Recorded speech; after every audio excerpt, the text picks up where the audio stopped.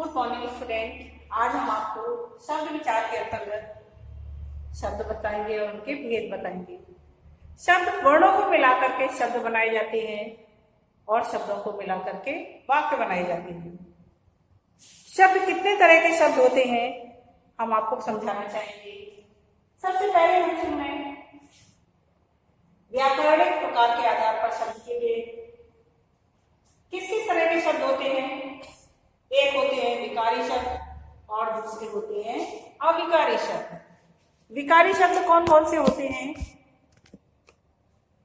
विकारी शब्द जो होते हैं जिनमें किसी भी विकारी शब्द वो शब्द कहे जाते हैं जिनमें किसी भी तरह का परिवर्तन आता है, जैसे संज्ञा के शब्द, सर्वनाम के शब्द, विशेषण के शब्द और क्रिया के शब्द। इनमें लिंग, वचन और कारक के अनुसार परिवर्तन आ जाता है। अविकारी शब्द वो कहलाते हैं जिनमें किसी भी तरह का कोई परिवर्तन नहीं आता है। क्रिया विशेषण के शब्द, संबंध बोधक के शब्द, समुच्चय बोधक के शब्द और विस्मयादि बोधक के शब्द, ये शब्द आते हैं जिनमें किसी भी तरह का कोई परिवर्तन नहीं आता है। दूसरा भेद देखिए, उत्पत्ति के आधार पर शब्द के भेद कितने होते हैं? उत्पत्ति के आधार पर शब्द के 5 भेद होते हैं।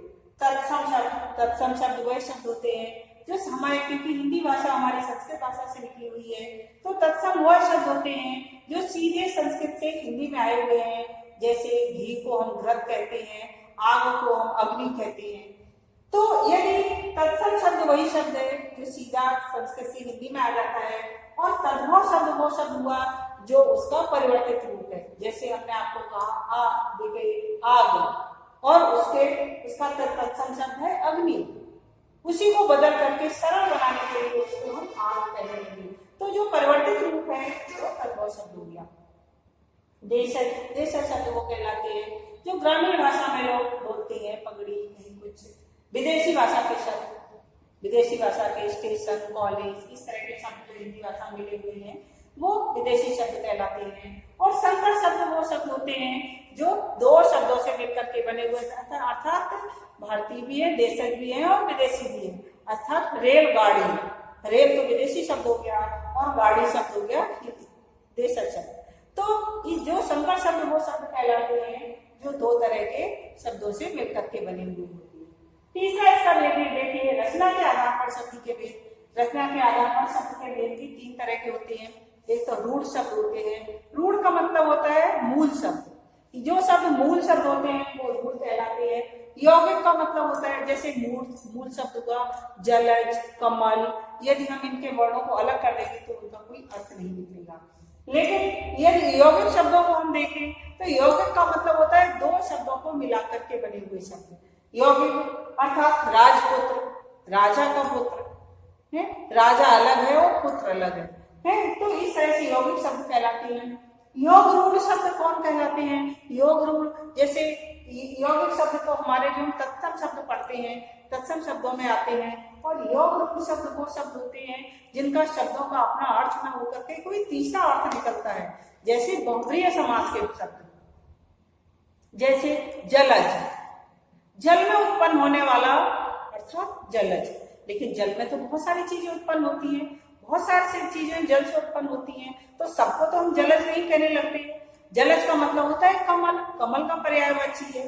तो योग रूढ़ शब्द वो कहलाते हैं जो उन शब्दों का मूल शब्द ना होकर के कोई तीसरा अर्थ प्रकट करता है, जो बहुब्रीहि समास में आते हैं। 10 है आनंद जिसके अर्थात दशानंद है, 4 है भुजाएं जिसके चतुर्भुज। तो इस तरह से 3 है नेत्र जिसके अर्थात शंकर, नीला है कंठ जिसका अर्थात शिव। इस तरह के जो शब्द आते हैं वो योग शब्द कहलाते हैं। इसका नेक्स्ट भेद देखिए, प्रयोग के आधार पर शब्द के भेद। प्रयोग के आधार पर शब्द के 2 ही भेद होते हैं। एक तो सामान्य शब्द जो हम बोलचाल की भाषा में बोलते हैं, और दूसरे होते हैं तकनीकी शब्द जो तकनीक के आधार पर अर्थात मशीनरी शब्द होते हैं, वो शब्द तकनीकी शब्द कहलाते हैं। अर्थ के आधार पर शब्द के देखिए 5 भेद हैं, अर्थात एकार्थी शब्द, अनेकार्थी शब्द आप पढ़ते हैं, पर्यायवाची शब्द, विलोम शब्द और अनेक शब्दों के लिए एक शब्द। इस तरह से हमारे शब्दों में, शब्द विचार में अनेक तरह के शब्द होते हैं जो हमारी हिंदी भाषा में मिले हुए हैं। यदि हम उनको सही से नहीं समझ पाते हैं तो हम अपने वाक्यों को सही तरह से नहीं बना पाते हैं, और यदि उन शब्दों का कोई अर्थ नहीं निकलेगा तो हम उस वाक्य को कैसे समझेंगे। इसलिए डियर स्टूडेंट्स, इन शब्दों को पहचानना और उनको जानना और उनका मतलब समझना, तभी हम वाक्यों को पूरा कर सकते हैं। जिस तरह से आपके अगली क्लासों में पद परिचय आएगा। पद परिचय है कौन सा शब्द, यदि हमने कोई शब्द लिखा है तो वो विकारी शब्द है। यदि विकारी है तो उसमें क्या विकार आया है, संज्ञा में आया है, सर्वनाम में आया, विशेषण में आया या क्रिया में आया, किस में विकार आया हुआ है, और फिर उसका लिंग क्या है, वचन क्या है, ये शब्दों को हमें पहचानने की विधि है। यदि हम शब्दों को पहचान नहीं पाएंगे कि ये शब्द किसमें आता है, ये तत्सम शब्द है, ये तद्भव शब्द है, ये शब्द देशज है या विदेशी शब्द में आता है, या दोनों को मिला के बना हुआ है शब्द, संकर शब्द है या रूढ़ शब्द है, यौगिक शब्द है, योग रूढ़ शब्द है। इसलिए हमें शब्दों के बारे में जानकारी अति आवश्यक है। ऐसा नहीं कि हम वर्णों को आपस में मिला दें तो शब्द बन जाए। इसलिए हमें शब्दों को जानना अति आवश्यक है कि किस तरह से शब्द एक दूसरे से मिल करके बने होते हैं, और यदि हमें उनकी पहचान नहीं हो पाती है तो हम अपने वाक्य को सही तरह से नहीं लिख सकते हैं। कहाँ पर हमें एकार्थी शब्द लिखना है, कहाँ अनेकार्थी शब्द लिखना है, अनेक शब्दों के लिए एक शब्द या अनेक शब्दों के लिए एक शब्द, अर्थात कोई बड़ा सेंटेंस दिया गया उसको एक शब्द में, जिज्ञासु अर्थात जानने की इच्छा रखने वाला, जिज्ञासु एक वर्ड में उसका अर्थ ले दिया गया। पर्यायवाची, एक ही शब्द के अनेक तरह के पर्यायवाची हैं, और एक ही शब्द के अनेक अर्थ निकलते हैं, वो अनेकार्थक शब्द हो गए। विलोम शब्द अर्थात बहुत से शब्द ऐसे होते हैं जिनका अर्थ हार का जीत, सुबह का शाम, दिन का रात, इस तरह के विलोम शब्द होते हैं। तो इस तरह से हमें वर्ण विचार में हमें ये समझना है कि वर्णों के मेल से बने स्वतंत्र सार्थक ध्वनि समूह को शब्द कहते हैं। वर्णों के मेल से बने हुए शब्द को नहीं, सार्थक और निरर्थक भी शब्द होते हैं। इसका एक भेद इसमें दिया हुआ नहीं है। जो शब्द सार्थक होते हैं जिनका कोई अर्थ होता है, और जो शब्दों का कोई अर्थ नहीं होता है वो निरर्थक शब्द कहलाते हैं।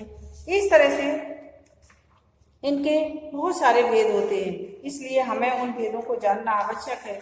यदि हम उनको नहीं जान पाएंगे तो हम कैसे जानेंगे।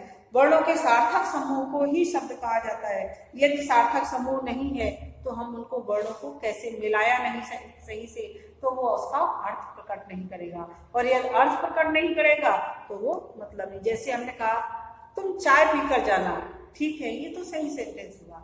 तुम चाय वाय पी के जाना, तो चाय का तो कोई अर्थ निकल रहा, वाय का क्या अर्थ निकल रहा। यूं ही हम बोल देते हैं यार चाय वाय पी के जाना, अर्थात वाय का कोई भी अर्थ नहीं, हमने तो उसको लय मिलाने के लिए उसके साथ कह दिया। तो इसलिए कुछ शब्द सार्थक भी होते हैं और कुछ निरर्थक भी होते हैं। धन्यवाद।